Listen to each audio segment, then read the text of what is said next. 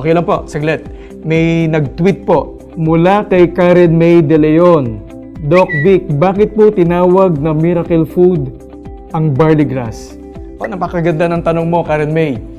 Bakit tinawag na miracle food ang barley grass? At ito po ay nakakatulong sa maraming sakit dahil po sa napakaraming micronutrients sa sangkap niya. Sagana po ang barley grass sa vitamins, minerals, enzymes, amino acids. Bukod pa dun sa binanggit ko kanina na chlorophyll content niya, mataas na antioxidants, maraming minerals tulad ng chromium at vanadium na nakakatulong po sa mga diabetics. Marami pong enzymes na makakatulong po sa iba't ibang uri ng sakit. Yan po ang dahilan kung bakit tinawag na miracle food ang barley grass. Aba, parami ang mga nagtutweet sa atin habang nagpapatuloy tayo sa ating programa. Mula naman kay Ivan Angeles, Doc Vic, may allergic reaction po ba pag uminom ng barley grass? Maganda yung tanong mo, Ivan. Walang allergic reaction kapag nag-take ka either ng capsule or ng barley grass. Bakit po? Kasi po, ang kinukuha natin dito ay yung dahon ng barley. Ang gluten content po ang nagdudulot ng allergic reaction sa katawan. So, yun po ay nakukuha sa bunga ng barley, hindi po sa dahon.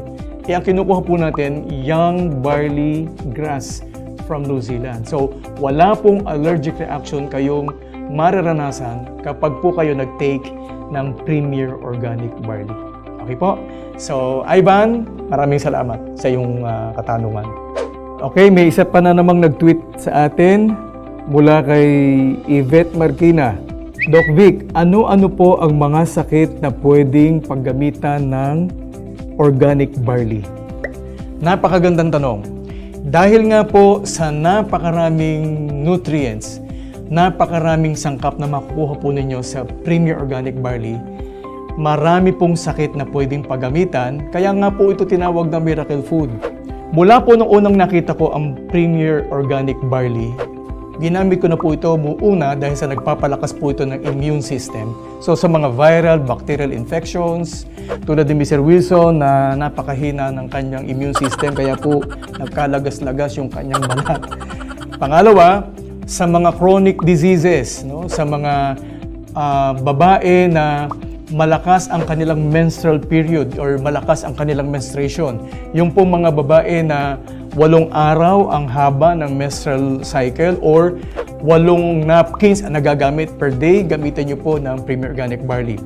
Ganun din yung po yung mga may inflammatory diseases, yung mga arthritis, osteoarthritis at iba pang mga namamaga sa katawan nyo, bigyan nyo po ng Premier Organic Barley. At bukod pa doon, ito pa po ang mga sakit na maaring matulungan ng Premier Organic Barley na ginagamit ko po sa maraming pasyente. So pwede nyo gamitin po sa acne, pwede rin po yung anti-aging, sa anemia, sa arthritis, asthma, sa mga bladder disorders, doon po sa mga taong mayroong high blood pressure, pwede nyo pong bigyan ng Premier Organic Barley. Sa mga may bone disorders, bronchitis, nervous disorders, cancer, yan po yung isa sa mga ginamitan ko agad ng Premier Organic Barley dahil first time ko pong nakita at namangha po ako na yung tumors lumiit dahil po sa paggamit ng Premier Organic Barley. Sa mga circulatory weaknesses, sa colitis, constipation, diabetes, sa mga sakit po sa mata, sa panghihina ng katawan. So doon po sa mga sakit sa puso, pwede niyo pong bigyan ng Premier Organic Barley. Sa mga may sakit sa balat, no? Ginamit ko rin po yan sa mga mayroong psoriasis. Ginagamit ko po ang Premier Organic Barley. Doon po sa hindi magkaanak, ginamit ko po ang Premier Organic Barley. At marami pa iba, liver disorders, sa mga may problema po sa baga, at napakarami pang sakit na natutulungan ng Premier Organic Barley. Meron nga po ako mga pasyente na ginamit ako ng Premier Organic Barley na mga kidney stones. Lumabas po ang mga kidney stones. So talaga pong masasabi nating miracle product ang Premier Organic Barley. Okay, so kulang na naman po tayo sa oras.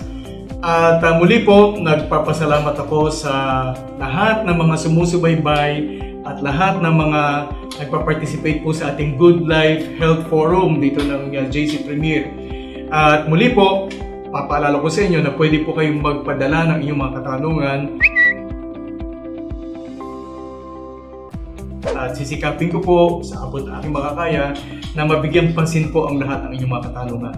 So muli po, maraming salamat hanggang sa susunod po nating mga episodes. Welcome to the Good Life.